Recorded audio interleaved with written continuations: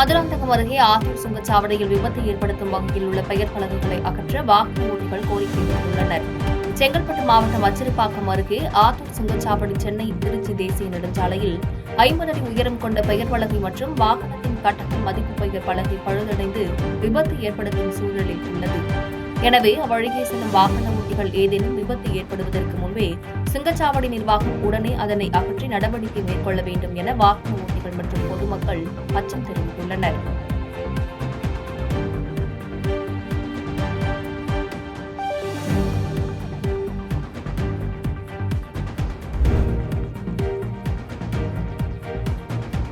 கேரளாவிற்கு கனிம வளங்களை ஏற்றி சென்ற லாரி டயரில் சிக்கி பெண் தலை நசுங்கி உயிரிழந்த சம்பவம் அப்பகுதியில் சோகத்தை ஏற்படுத்தியுள்ளது.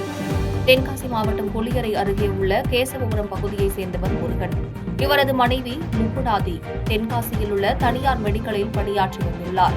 இந்த தம்பதியினர் இருவரும் செங்கோட்டை காவல் நிலையம் அருகே இருசக்கர வாகனத்தில் சென்று கொண்டிருந்த போது கனிம வளங்களை ஏற்றி சென்ற லாரியில் சிக்கி விபத்துக்குள்ளானார்கள்.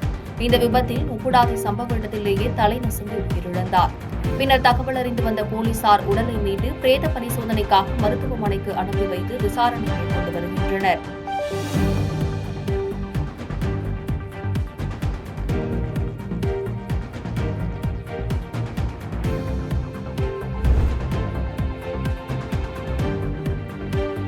சுய உதவிக் குழுக்கள் மூலம் மீண்டும் மஞ்சப்பை திட்டத்தை விரிவுபடுத்தினால் பிளாஸ்டிக் பயன்பாட்டை குறைக்க முடியும் என வணிகர் சங்கங்களின் பேரமைப்பு அரசுக்கு வலியுறுத்தியுள்ளனர். கடலூர் மாநகராட்சி அதிகாரிகள் மற்றும் ஊழியர்கள் அரசு அனுமதித்த பிளாஸ்டிக் பொருட்களுக்கும் சேர்த்து அபராதம் விதிப்பதாகவும் இதனால் சிறு வணிகர்கள் பாதிப்படைவதாகவும் கூறி மாவட்ட ஆட்சியர் CP ஆதித்ய செந்தில்குமாரை சந்தித்து வணிகர் சங்கங்களின் பேரமைப்பு நகர தலைவர் GR துரைராஜ் மனு அளித்தார்.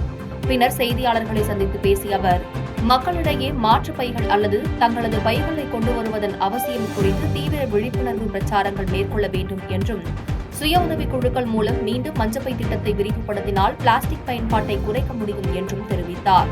கஸ்டமர் பை எடுத்துட்டு வந்தாலும் 2000 ரூபாய் ஃபைனு 3000 ரூபாய் ஃபைனு இருக்கு. இதை பல முறை அங்கே சொல்லிட்டோம். அது எதனால் அந்த ஃபைனு இங்கே மஞ்சப்பை முதலமைச்சர் மஞ்சப்பை ஸ்கீம் கொண்டாந்துருக்காங்க.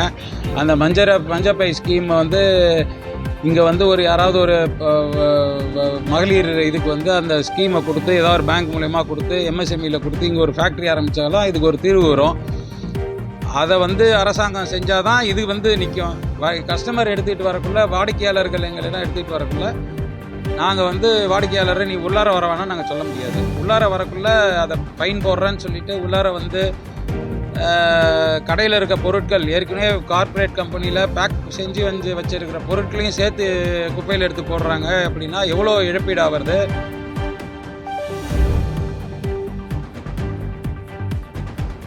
வேலூர் அருகே பாஜக நிர்வாகி கொலை வழக்கில் திமுக ஊராட்சி மன்ற தலைவர் உட்பட 4 பேர் மீது குண்டா சட்டத்தின் கீழ் கைது செய்யப்பட்டு சிறையில் அடைக்கப்பட்டனர்.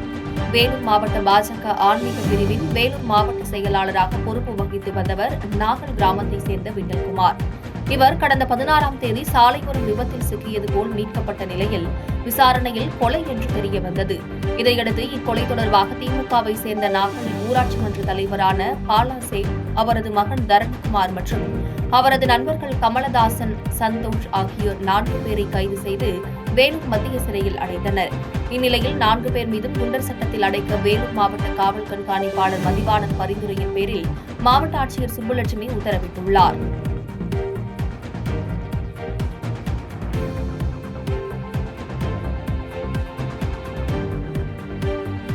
பாதகம் செய்பவரை கண்டால் நாம் பயம் கொள்ளலாகாது பாப்பா. மோதி மிதித்து விடு பாப்பா, அவர் முகத்தில் உமிழ்ந்து விடு பாப்பா.